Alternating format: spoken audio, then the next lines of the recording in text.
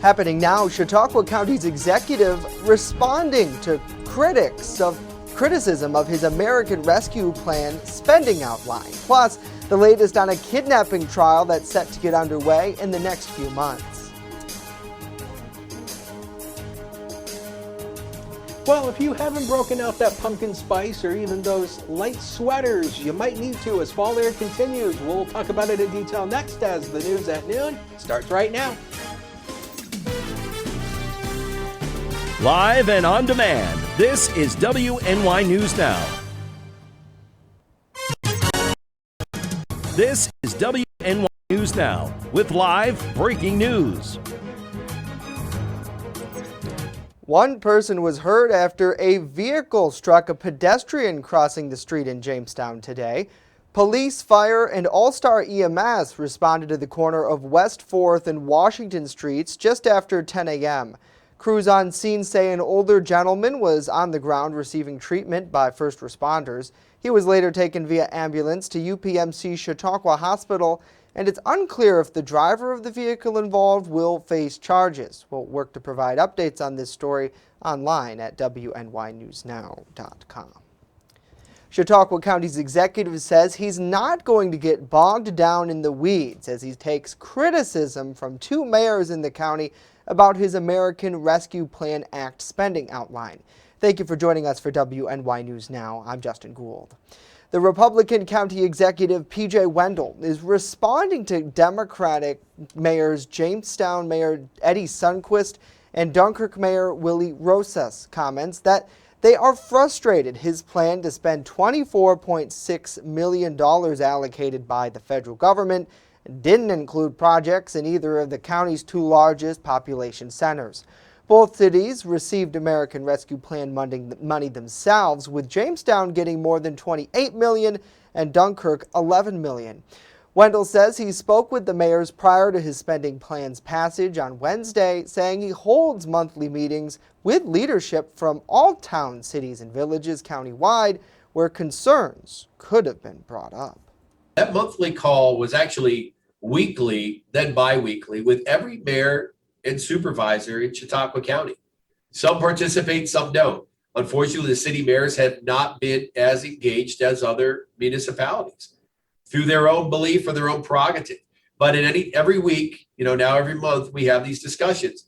What do you need help on? What do you need? No time has anyone, reached out to us. In addition to the ARPA funding, Wendell proposed his 2022 executive budget this week, featuring a tax cut with a property tax rate of $8.25 per $1,000 of assessed value. That's 26 cents less than the current rate. Well, the Jamestown Rebels hockey team will play their first home game this weekend at the Northwest Savings Bank Ice Arena in downtown. That following a victory at an away game last week. Our Bronson Rasmussen spent the morning with the Jamestown Rebels head coach, Joe Coombs, who says he is in high hopes that the team will have a great season ahead.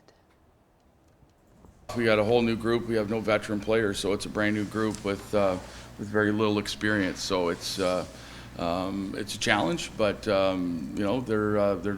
things are going well. It's just there's a lot of details in what we're doing, and it takes time. So far so good. Got off to a 3-1 start, and had a good week of practice here. Just doing the same here right now, and getting ready for an opener tonight. After being away for a year due to the pandemic, the hockey team is excited to get back onto the ice. Sitting on your butt there last year, not participating in what we've always done or what I've always done, and quite matter of factly not working was terrible. So I couldn't be happier with being back. The Rebels are in the East Division of the North American Hockey League, and the season will last until at least April 15th. In a perfect world, we'll end right around the 15th of May, but our last regular season game is the 15th of April, and then we have playoffs, and so it's the middle of May before a champion is crowned. The Rebels play tonight at 7, followed by a Saturday night game at the same time. Ticket prices are $10 for adults, $8 for seniors and military, and $6 for children. Bronson Rasmussen, WNY News Now. Bronson, thank you. For more on those tickets, you can check it out online. It's rebelshockey.us. A Ripley man will now stand trial for kidnapping this November.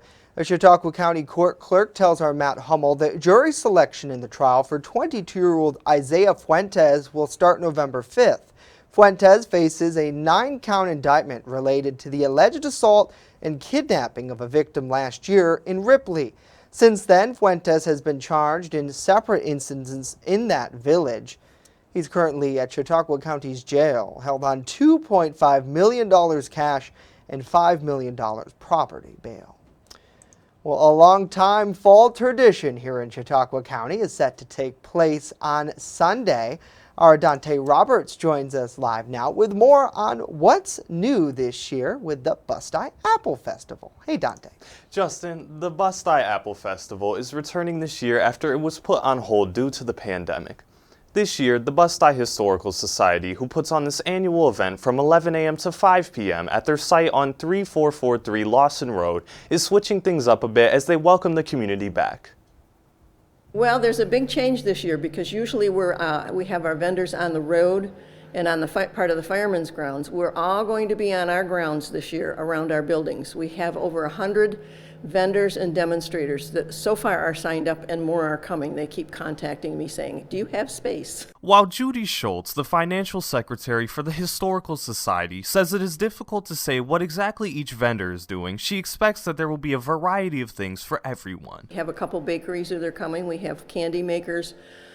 We have people that do leather products and cloth products, quilting, jewelry. We have lots of jewelry people. And we have part of the farmers market's part of it. We have food trucks and food vendors. Two of the new ones this year, the highlight that everybody seems to be is exciting is that Merida State Winery will be here with their slushy truck. And the Ellicottville Distillery is going to be here with samples. The goal of the festival is to raise money to fund the Bust-Eye Historical Society's nonprofit mission of keeping local history alive by operating their grist mill. The group's plans to continue the remodel of the Miller House, which has been a big challenge due to increased construction costs. Money will also be used to cover costs to run the mill, which generally run about $10,000. Just come and see what's here, spend the afternoon with us. It's $5 per person to get in. And that money is split between the fire department and the Bust-Eye Historical Society. That's our fundraising there. Enjoy the day, meet with people. We're planning on having a musician here, sit and listen to the music, have some food. There's plenty of food going to be here. And just kind of enjoy the day. In the end, Schultz hopes they can recoup pandemic losses since they had no fundraiser last year and wants to expand the property and get more young people interested in history. Justin, back to you. Yeah, certainly I'm one of those young people who are so interested in what they do, and seeing their mission to really turn some of these properties which otherwise would fall to disrepair is really incredible. So in addition to all these crafts and vendors, Dante, do you know if they're going to have folks there kind of reenacting history, talking about what some of the buildings and what it was like way back when Bust-Eye was founded? Yes, they will be having that actually. As Schultz mentioned in part of the video, it is basically, they will be going over the different parts of the history, the historical monuments, really everything that has gone on within these buildings over the time. Yeah, that's really incredible. Certainly check it out if you can. If you missed anything we talked about, we'll have a full story up on our website a little bit later on. Dante, thank you. And we thank you for joining us for WNY News Now. Let us know what you think about the comment section in the comments down below. Great to see Donna. Good to see Wendy and Nick and Jody as well. Hopefully you're all having a great day. We appreciate you tuning in.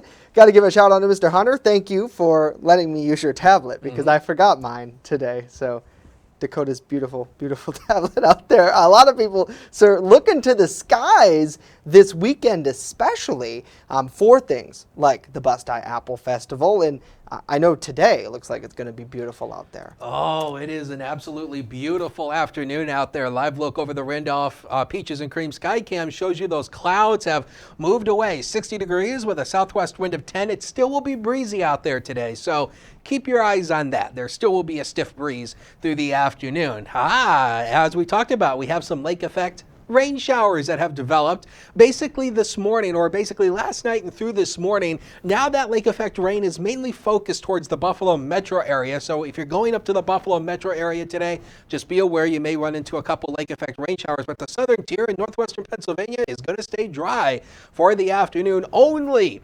58 degrees was the high yesterday. 47 is where we started the day. 87 and 26 are the record highs and lows. So through the afternoon, those lake effect rain showers come to an end. It becomes partly to mostly sunny. We're already seeing a good deal of sunshine already across the easternmost areas with a brisk wind, southwest 9 to 19, temperature 61 to 68. Now that fall air continues to the next several days, but we do have a few rain showers to go through. We'll time it all out with that 7-day forecast later in the show. Justin. All right, Dakota, we'll see you back in about 10 minutes. Thank you, sir. Well, organizations nationwide are sharing creative ways to encourage vaccinations, including now some NFL teams. New York's NFL team, the Jets, Buffalo Bills, and Giants are all teaming up to push a sweepstakes called #VaxAndWin in hopes of inspiring people to vax up. According to New York Governor Kathy Hochul, there's a series of videos and radio messages from alumni players along with a sweepstakes. Some prizes include FaceTime calls with those players, tickets, special VIP games, experiences, and even signed gear. Eligible New Yorkers 18 and older who are vaccinated between September 9th and October 25th can enter. Parents and guardians can enter for their 12 to 17-year-olds as well. The first winners will be announced on September 29th, with new drawings taking place each week for the next 4 weeks. This truly is a team effort for all New Yorkers, and I'm very competitive. I want to win this game. I want to beat back COVID. I want to emerge victorious. To me, that's our Super Bowl. Beating back COVID, winning our Super Bowl as New Yorkers, and if we can get to 90, 95, 100%, there is no stopping us, and we're going to go all the way into the end zone together. According to data from the CDC, over 80% of New York adults have received at least one dose of the vaccine so far. Well, today, millions of Americans are now eligible to get a COVID-19 booster shot, but getting here has been a bumpy road. Britt Conway is breaking down the back and forth over boosters. The FDA and a CDC advisory panel split over boosters. This is the sharpest disagreement that I've seen in modern history between the two agencies. Wednesday, the FDA gave emergency use authorization to Pfizer's COVID-19 booster for people 65 and up, those at high risk of severe disease, and people at risk because of their jobs. Thursday, CDC vaccine advisors met to talk about how to implement the FDA's authorization, and they were unanimous in recommending boosters for people 65 and up and voted easily on boosters for long-term care facility residents and certain people with underlying conditions. As for boosters for people at risk because of their work, after a long debate, they voted against it. Friday, an early morning announcement, the CDC director sided with the FDA on all points, including recommending boosters for people at risk of getting COVID-19 because of their jobs.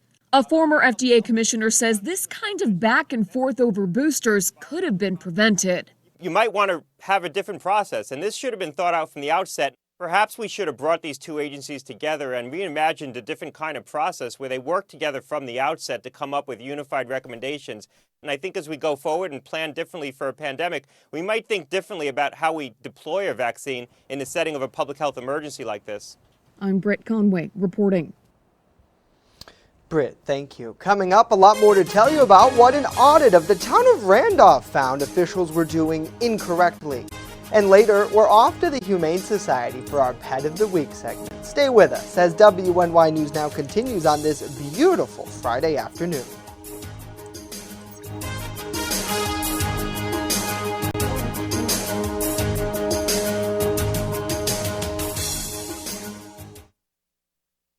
With coverage that matters, this is WNY News Now. Located along the Amish Trail, the Randolph Retail Company offers a variety of clothing, jewelry, and gifts for any occasion. Offering uptown merchandise at small-town prices, our locally owned business balances quality and value. With complimentary gift wrap here at the Randolph Retail Company, we pride ourselves in personal service. Check out our Facebook page or stop in today at 127 Main Street, Randolph, just a 20-minute drive from Jamestown. Welcome to Honest John's Pizzeria, where you are the most important customer. Everything from freshly made subs to the best of pizza and wings, Honest John's has it all. And don't forget the ice cream! Order online today or check out our 2 great locations with buffets ready for every appetite. Don't I have the best job in the world?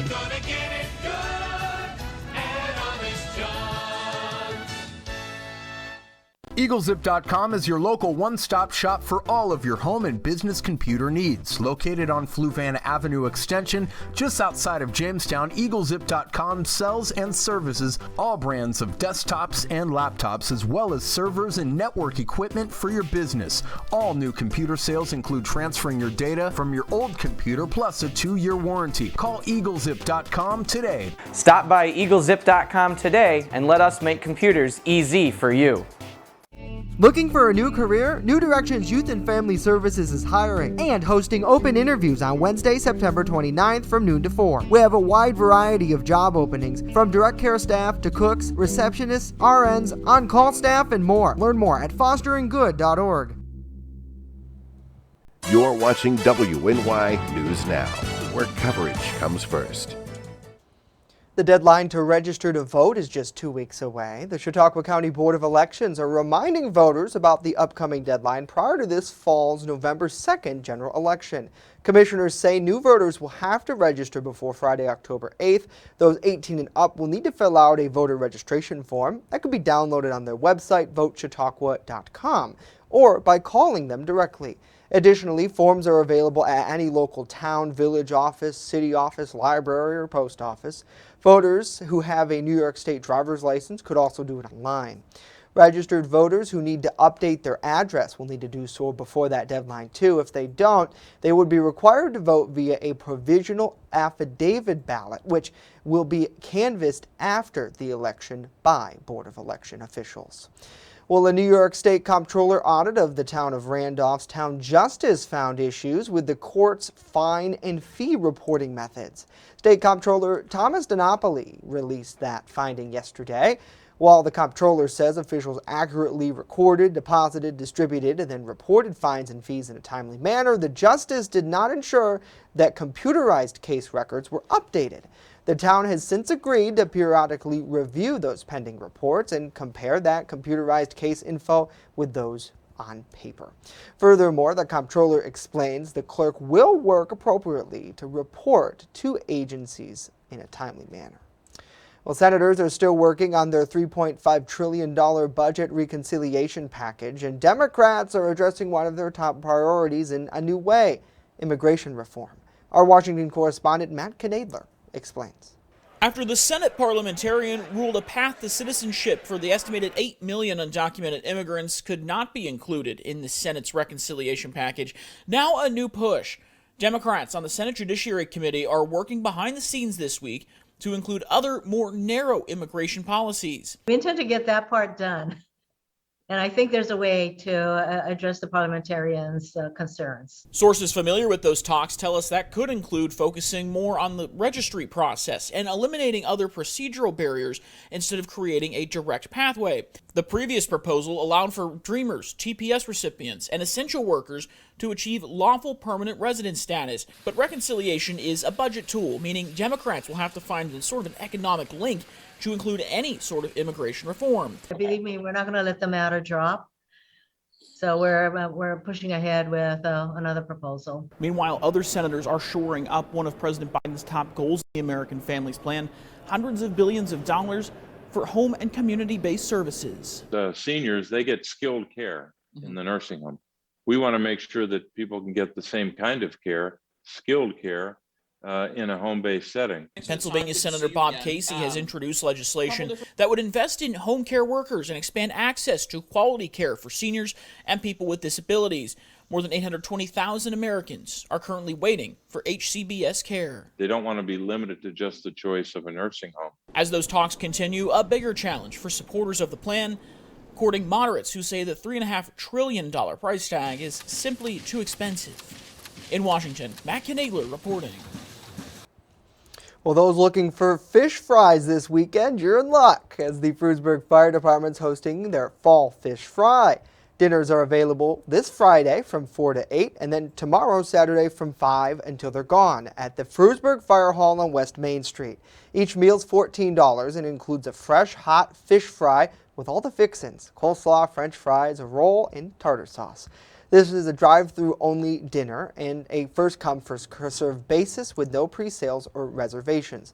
The fish fry batter is labeled as the department's secret recipe, and it gained its fame during the Frewsburg Gala Days. Certainly, I can't wait to try some. Let us know what you think about this and more in the comment section down below. We thank you for joining us. Before we get to full weather, I want to wish Mr. Hunter a happy birthday, as you are turning, what, 108 today or something? 208. 208, excuse me. Happy birthday to 27, you. actually. We really appreciate all the weather forecasting that you do every day here. And a lot of people don't know, but you spend a lot of time. It's not like you just get up there and you tell us what's happening. You got to get the data, search through it. A lot of people think we only work for 3 hours. Well, in our case, we only have one show a day. So some people think I only work, 3 minutes a day.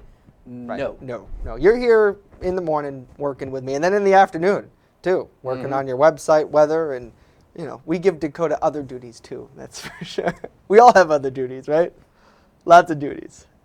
We're multi-purpose. Multitaskers. Nevertheless, a lot of things that we were talking about is how much rain that we've had, and I'm so glad it's on hold for now anyways. Yeah, it's actually stopped for it today, so, it's kind of nice to kind of look at where we are for monthly precipitation. So the precipitation for the month, 3.94 inches is our current rainfall total for the month, and believe it or not, that's actually not too far above normal. We're only a little more than a half an inch above normal for the month, where we should be in terms of rainfall. So it's not that rainy, and it's not been too dry either. But boy, we've got some good sunshine downtown from the HD News Now cam. 59 as a noon hour, a healthy southwest breeze of 14, and a wind gust at 26. So the wind is going to remain brisk through the day today. So keep that in mind. It may feel a little bit more chilly when you step outside because of that wind. As we mentioned, Jamestown Rebels' first home game is tonight. So as you head to the game, there really should be no weather issues. Partly to mostly sunny, 60 degrees by the game time, and then by the time the game ends, looking at 53 degrees, partly to mostly clear for the evening hours as well. Also, Jamestown Red Raiders are on the road to West Seneca West tonight. They are taking on West Seneca West in West Seneca tonight. So a good night for football up there, 62 down to 59 by kickoff time. So hopefully the Raiders will continue to be undefeated. I believe they're 2-0 right now, and hopefully they'll be 3-0 by the end of the night tonight. So the next thing that we're keeping an eye on really is going to be the temperature. So if you are looking for fall time air, congratulations, you've got it. And we're going to continue to have it through the next 5 days here. No temperature on this map is in the 70s, but if you want warmer air, I'm terribly sorry. It's not going to be in our foreseeable future. And really, I don't think we're going to see warmer air probably for at least another week or two. So maybe even longer than that. We'll have to wait and see. So the satellite and radar composite shows you that's the cold front that has moved on through. All that rain that we dealt with is now heading into Boston, Mass. But notice there's there's 2 areas of low pressure back there. That's what we're going to be watching for the day tomorrow. So let's take you through the day on Future Scan. Nothing through the day. Those lake effect rain showers are mainly to the north today. So if you're, again, traveling up towards Buffalo, keep your eye on that. But the southern tier should be in good shape, especially into tonight, mainly clear. Now tomorrow, we'll see the influx of clouds mainly early, but we're going to stay dry with that cloud cover. But notice how we start to see rain showers coming on in. This is in association with those 2 low pressure systems. That's our next system that comes in on Saturday. So scattered rain showers, maybe a rumble or thunder or 2 possible through the day on Saturday. And then we'll see another chance for maybe a couple lake effect rain showers developing through the day on Sunday. But it's not going to be all day rain. That's the good news. Temperatures lower 60s today. Should be a little warmer than it was yesterday. We only managed the upper 50s yesterday. Now I present the future that it's coming up. 67 tomorrow, scattered showers. Monday, a isolated shower, mixed sky. Tuesday, you'll love Wednesday. And Thursday, we should stay dry with temperatures in the upper 60s. We'll take a break. Be right back. With coverage that matters. This is WNY News Now. I'm a survivor. I'm a survivor. I'm a survivor. Testicular cancer is the leading form of cancer in men aged 15 to 35. 1 in 250 men will be diagnosed with testicular cancer. But 98% will survive if detected early. As a survivor, I believe early detection is the key. Learn how to do a testicular self-exam and other important facts about testicular cancer at oneball4tc.com. You're watching WNY News Now, your source for breaking news. Well, in an effort to help our furry friends find a forever home, we're partnered with the Chautauqua County Humane Society in our Pet of the Week segment. Joining us live is Amanda Sublett to talk more about this week's featured furry friend. Hello, Amanda, and it looks like he's chilling like a villain there. That's Isaac, actually, yeah. He is a lazy dude. He likes to lay there. He's usually sunning himself, but we don't have that sun anymore. This is his favorite place to be, somewhere comfortable. I mean, who wouldn't want to be comfortable, right? He's about 5 years old, too. So he's not too active, but he does actually like to play every once in a while. He'll bat around a ball. So what kind of home, Amanda, do you think that he would do best in? Anything, has he done well with other cats? I know you guys try to socialize him as much as you can there at the Humane Society. He would definitely do well with other cats, but he needs a very low stress home. So the ideal home is going to have, it's going to be quiet, maybe just one other cat, definitely no dogs to keep that stress level at a minimum. Small children are going to be a lot for him to handle, but he does well interacting with them. So it's not like somebody couldn't have kids coming over to visit. He does well with everybody, but that stress level, we don't want getting too much for him. Gotcha. So maybe a grandma's house or a grandpa's house or something like that where, you know, they maybe do have kids that come over every now and then, but, you know, not necessarily an everyday thing. Just somewhere happy and healthy to live.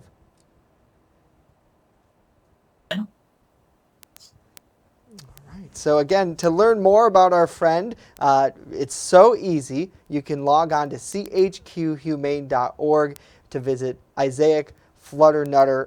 Amanda, where did that name come from? I mean, it's such a Flutternutter. At first I thought he was a hamster. I really did. It's funny. You're stumbling a little. It's Isaac Fluffernutter. Fluffernutter. And he came to us as a transfer out of New York City. So the rescue that had him gave him that name, and it stuck with him pretty well. It's very fitting too. He's a little on the fluffy side. Yeah, he really is, and he looks like, just looking at his eyes there on the picture you guys provided, he looks like a loving dude. So when you're looking for a pet, it's so easy to do it with the Chautauqua County Humane Society. Amanda, is he going to be out in the public anywhere in the coming days? I know you guys sometimes hold events.